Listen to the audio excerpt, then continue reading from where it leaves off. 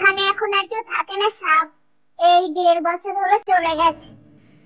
আপনার কাছে কি ওনাদের কোনো অ্যাড্রেস আছে? বড় মাইয়াটার তো বিয়া হইয়া গেছে, তারপর তো ওরাও চলে গেছে, আর কোনো খবর নাই। জি, থ্যাংক ইউ।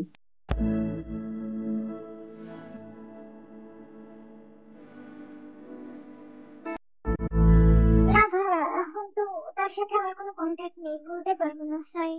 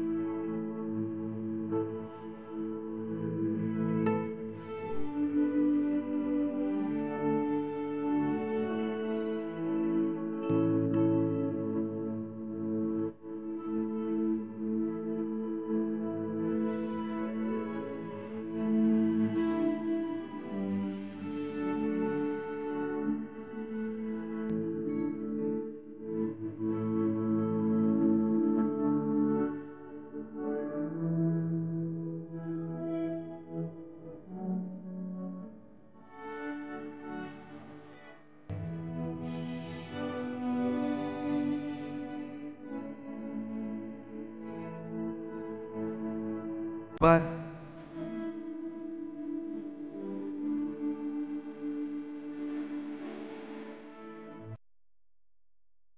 কোনো কি খবর পেয়েছিস? কেন তুই ওর পেছনে টাইম ওয়েস্ট করছিস? ছেড়ে দে না, তুই এত হ্যান্ডসাম, যে কোনো মেয়ে পেয়ে যাবি। ওর থেকে সুন্দর আর বেটার।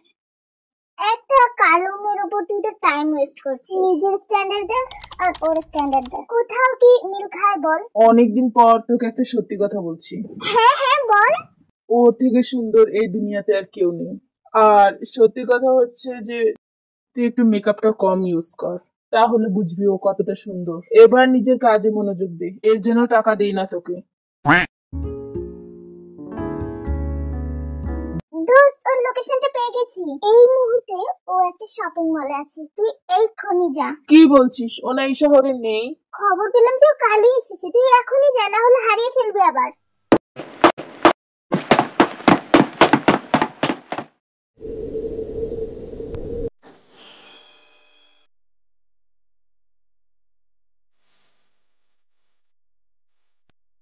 রামজন,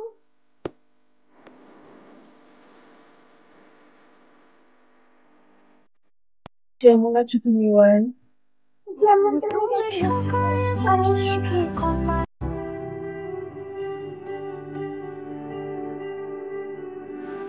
এতদিন পর আমার খোঁজ, এটা তো জানো যে আমার বিয়ে হয়ে গেছে।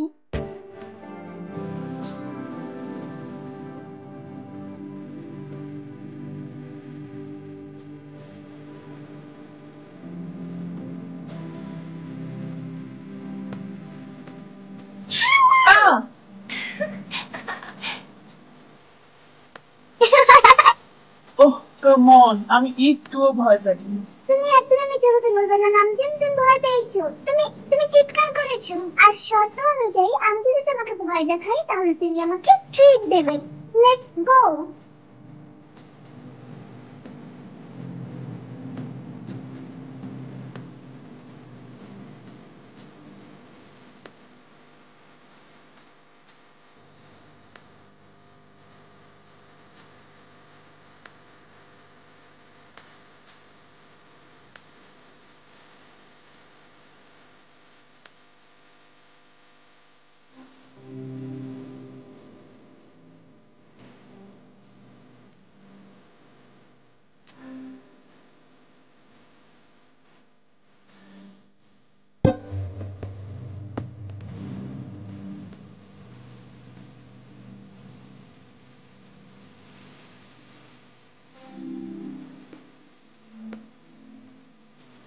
তোমার ফ্যামিলি তোমাকে যার সাথে বিয়ে দিতে চায় তাকে বিয়ে করে নাও।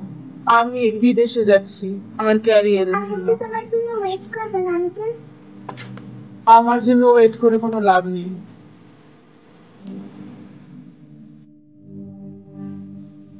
তুমি শুধু তোমার ক্যারিয়ারকে দেখবে, একবার আমাকে চিন্তা করলে না।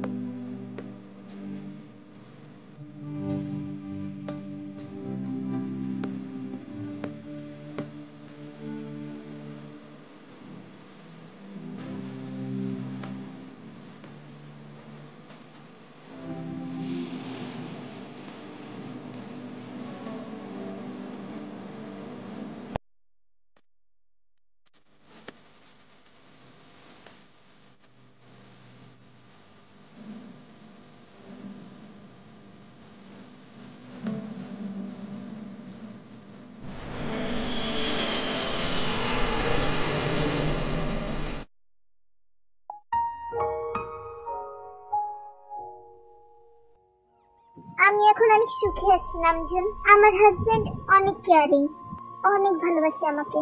আমি শুধু তোমাকে আর আমার ফ্যামিলিকে একটা বেটার লাইফ দিতে চেয়েছিলাম, আর আমি জানতাম যে আমি সেই বেটার লাইফটা তোমাকে দিতে পারবো না। আমিও তো তোমার জন্য ওয়েট করতে চেয়েছিলাম নামজুন। তোমার কাছে বেটার লাইফের মানে শুধু টাকা, কিন্তু আমার কাছে বেটার লাইফ মানে তুমি ছিলে। তুমি আবেগী হচ্ছ। আজ থেকে 5 বছর আগে যদি তুমি আমাকে বিয়ে করতে, তাহলে কোনোদিনও সুখী হতে পারতে না। আমার লাইফের কোনো গ্যারান্টি ছিল না, আর দেখো এখন তুমি কত সুখী, তোমার কোনো অভাব নেই। কারোর কখনো লাইফের গ্যারান্টি থাকে না নামজুন। আর 5 বছর আগের কথা বলছো কেন? তখন তুমি বেঁচে ছিলে না, আর এখনো বেঁচে আছো। আমরা দুঃখের সময় পাড়ি দিয়ে এই সময় আসতে পারতাম নামজুন। এখন তখনও তোমার হাত পা ছিল, এখনো আছে। বেশি কিছু না, দুটো শাড়ি আর একটু খাবার। আমার জন্য কি তুমি জোটাতে পারতে না? হয় এক কোনায় পড়ে থাকতাম, সন্ধ্যাবেলা তুমি আসতে, তোমার অপেক্ষায় আমি বসে থাকতাম। খুব বেশি কিছু কি চেয়েছিলাম? কিন্তু তোমরা তো শুধুই টাকা চাই। এখন খুশি আছো তো টাকাগুলোর সাথে?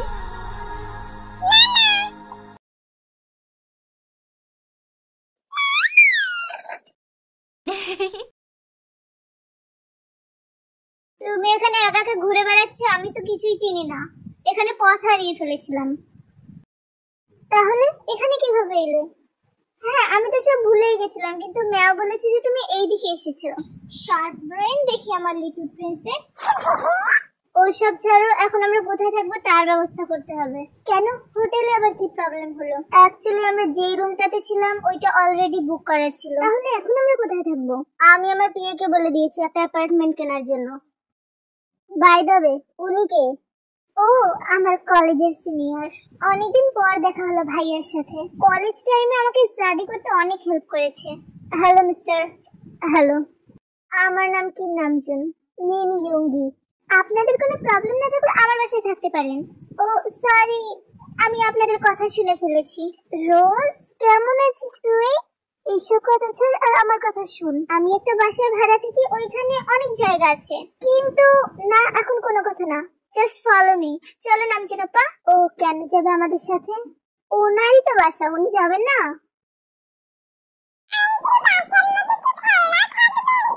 হ্যাঁ লিটল প্রিন্স, ওখানে তুমি অনেকগুলো খেলনা পাবে। আগে বাড়ির মালিকের পারমিশনটা নিয়ে নি। নামজুন আপা কিচ্ছু বলবে না, আর কেউ এখন কোনো কথা বলবে না। Follow me just. এইদিকে আসুন আপনারা।